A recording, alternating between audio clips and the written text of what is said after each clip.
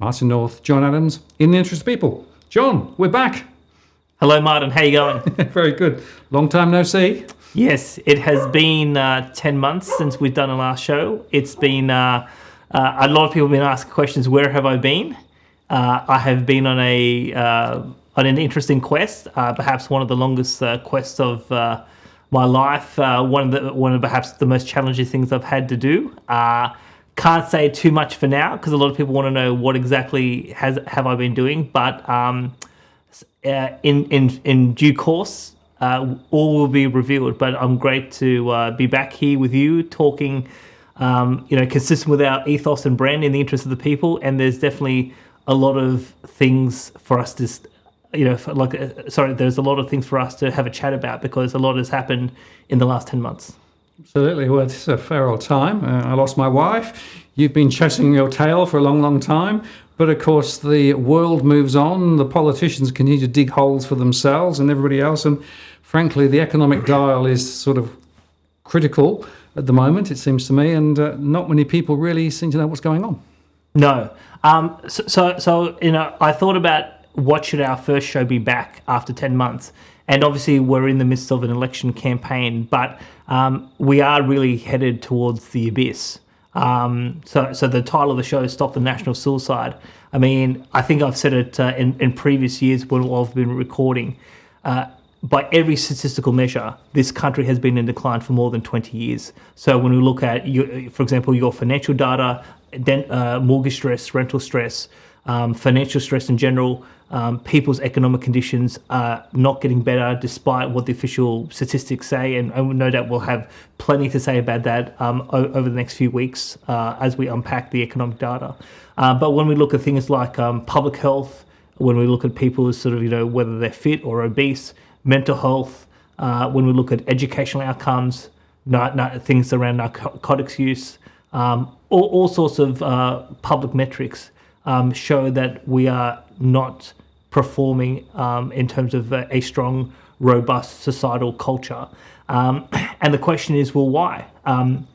So I think there's a big portion of the people themselves have somewhat to blame for the circumstances in which we now find ourselves in. But also, I think we have been extremely led down the wrong path by elites across a whole set of institutions, whether it's Parliament, the bureaucracy, the press, the financial institutions, a whole host of social organisations as well, has led us towards a path where a lot of Australians don't feel confident about their own lives. They're not happy. They don't feel secure. They're not optimistic. And even I think it was last week or the week before, there was an article I read where up to 40% of Australians don't feel like they would want to fight for their own country if we were invaded by a foreign power. So even confidence or belief in our own country has collapsed as well. So there's definitely a lot to be concerned about, and we've been raising the alarms for a number of years around a whole host of topics, and there'll be more topics to raise as we go forward into 2022. But I think that what I really want to communicate to the audience is that we have what I call the big, the four-party quartet. So Liberal, National, Greens, and Labor. They have effectively had political power for 20 years. I mean, if you go back to the late 90s, early 2000s, the Democrats had the balance of power in the Australian Senate, and then they collapsed once they supported John Howard's GST package. And that was Meg Lees, who was the leader then. So that basically went away, and the Greens took over that sort of centre-left minority vote. But since then, for 20 years, you've had these four parties who have basically, at all levels of government, federal, state, and local, have taken Australia in a particular direction. And that direction has led to, in my view, disastrous outcomes. And that's why at this coming election, I'll be putting the four-party quartet at the bottom of the ballot in both the House of Reps and the Senate.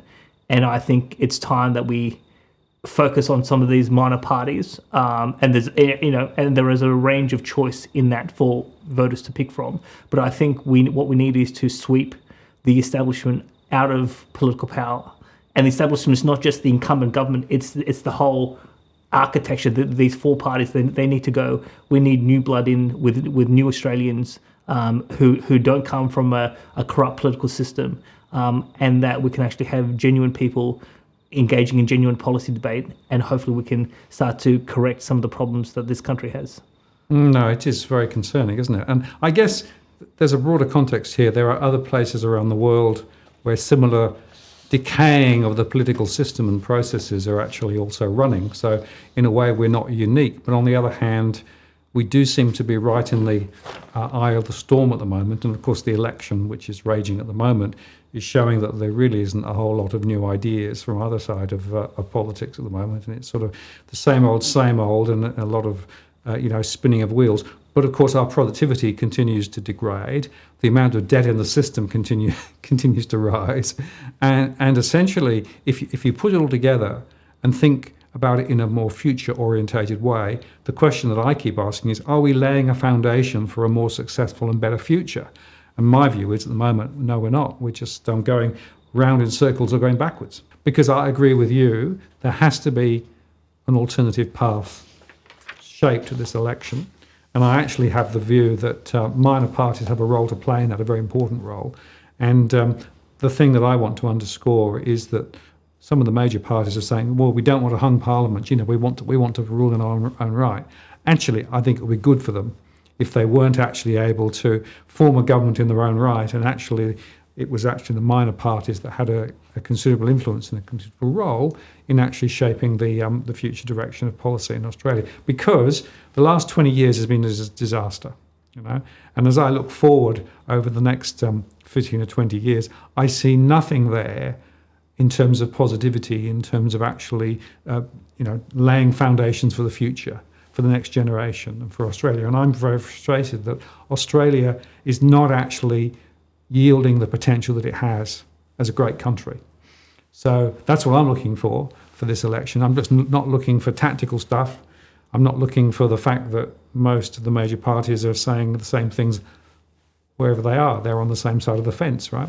So I'm looking for that vision thing, because I think that's going to be important for me when I actually make my final decision.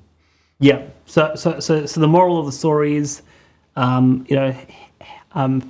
people probably don't want to hear it, because the people want to be, particularly after the last 2 years, they want an uplifting and nice message. But we have to face the facts. We are in decline. We are heading towards the abyss.